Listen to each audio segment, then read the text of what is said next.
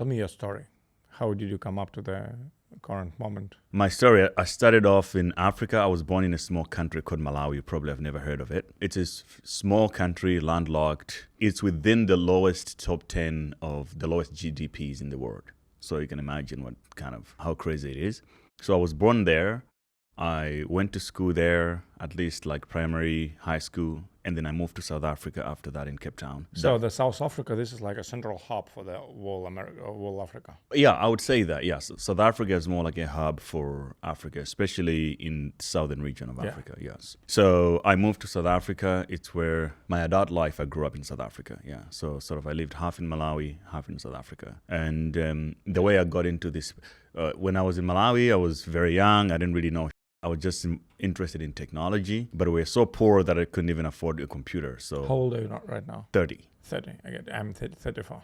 Oh, there you go. We couldn't afford to have a computer. I only had my first computer when I was 16 years old. So that's when I started learning stuff. Actually, I taught myself how to code, how to design stuff, and things like that. And then I decided not to go to college, not really decide because we just couldn't afford it. I was probably also too dumb to do it. But I moved to South Africa, kept on teaching myself some things. Then I developed skill. I worked online. The banks could not allow me to have a bank account because I did not have a job. I didn't have an official job. I wasn't even a student neither of an institution. Okay. So you needed to have a student card to have a student account. But you know how banks work. So that's what led me into Bitcoin, because I was looking for a solution to be able to get paid when I work online. So when I got Bitcoin, that was the only way where I felt part of a system where I can receive money without somebody asking me stupid questions like, okay, where is your student card? Where is your pay slip? Whatever. So that's how it worked for me.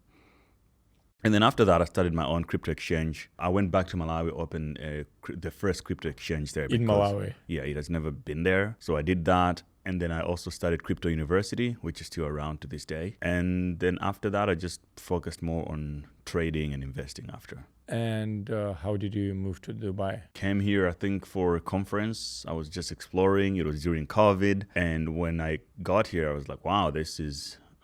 it felt like the future, or a city that I would like to live. It's so safe, lots of opportunities. And I was trying to raise money as well for my companies, and the people that were interested were more here, and they were also interested to have the company that I would raise for to be based in Dubai. So it just made sense for me to stay. But also it was more open for crypto because I was in South Africa. Doing crypto there was more like people thought it was scamming. It was like, maybe it's a scam, or nobody really took crypto seriously at the time. Whereas here, if you say that you're a crypto guy, nobody was looking at you weird at all. I made a lot of friends also because I was doing YouTube, right? So the whole YouTube cabal of the last cycle. What do you call YouTube cabal? It's just the YouTube group that was in control of last cycle, I would say. So you look at even from 2017, there are people like Ivan on Tech. Okay. Ivan, I met him a long time ago in 2017 cycle. We were doing like podcasts together and stuff like that. You have people like Chris, Crypto. Yeah, Chris, Crypto, I get it. All these people that we knew who were the YouTubers. And when I came to Dubai for some conference or whatever, everyone was here. And everybody at the time was like, I'm moving here. So it was part of the trend. And I was just like, yep, I'm just going to move to Dubai as well. Was it hard to move here or not? That was the funny part. It was so easy, right? It was just like, how do you do it? The process is very straightforward. You open a company and you do this, you do that. I also tried the UK, to be fair, because growing up when I was younger, in Africa, people used to go to the UK a lot. It's like, the UK is this nice country, what.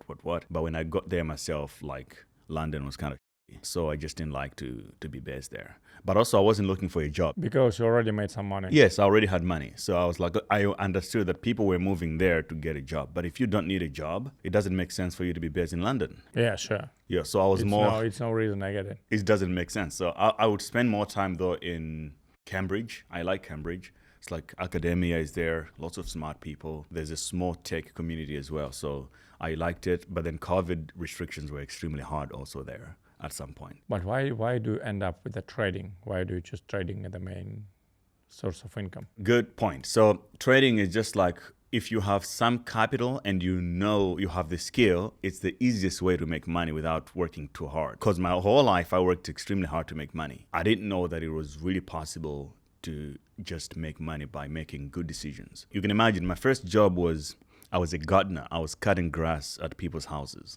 You go to rich people's homes. I had a job. The guy puts me in the back of his truck. We drive to people's homes and I would be cutting grass like that, right? So that's what I understood making money was. And then I changed that job. I worked in a laundromat, washing people's clothes, folding, ironing, and like that. So it's like everything was harder to make money. But the more I got into Bitcoin, I started learning that you can make money through arbitrage. That's how I started my YouTube channel, because I was doing arbitrage trading of Bitcoin in different countries in Africa. And the margins were crazy high. Like within South Africa alone, the margins was like 30% minimum. And then you go to a country like Zimbabwe, you go to Malawi, you trade in Nigeria, it was like double for Bitcoin. So once you understand this thing, it's like, oh, why do I have to work hard for money? I can basically just sit home, arbitrage, and make money. Then I just got used to that living, that I don't really want to do too many hard things anymore. Wow.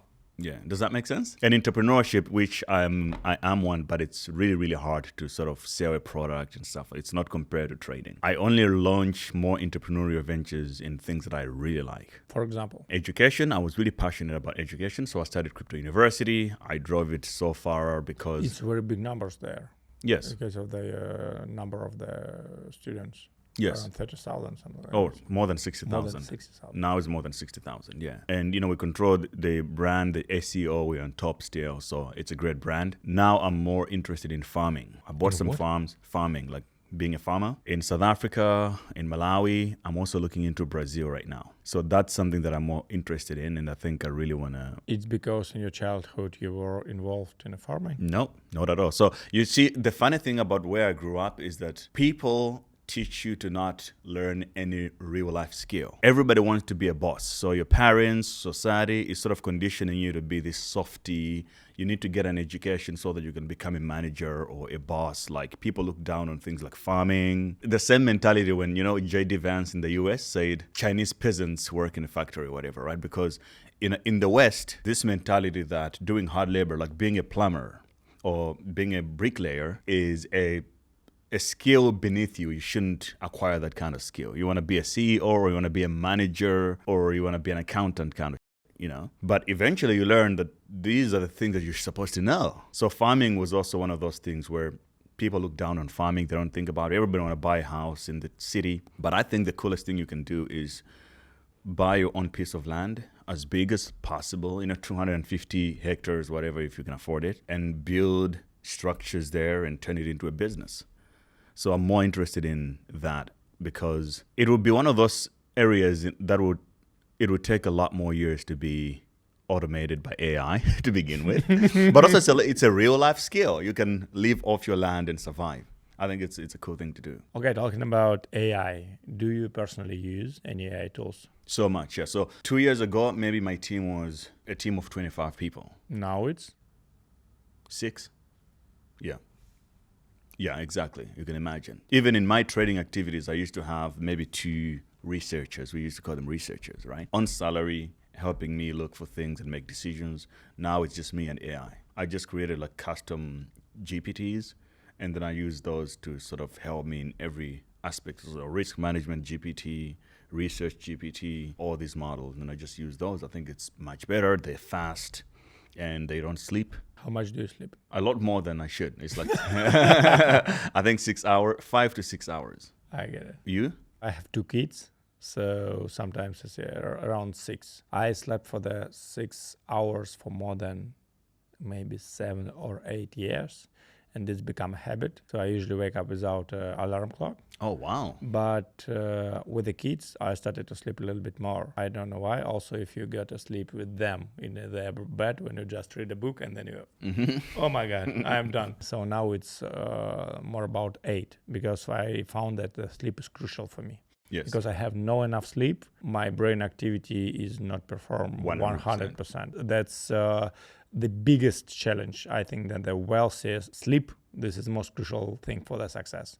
Because you have no enough sleep, you cannot perform. That's the main idea. I use supplements for that. Otherwise, if I don't, then I also cannot function at all. So it's like supplements kind of help. Lots of coffee per day kind of help as well. But it's not maybe the healthiest thing. Yeah, I know. Hey, if you like this video, don't forget to watch a full episode and also check the links in the description below.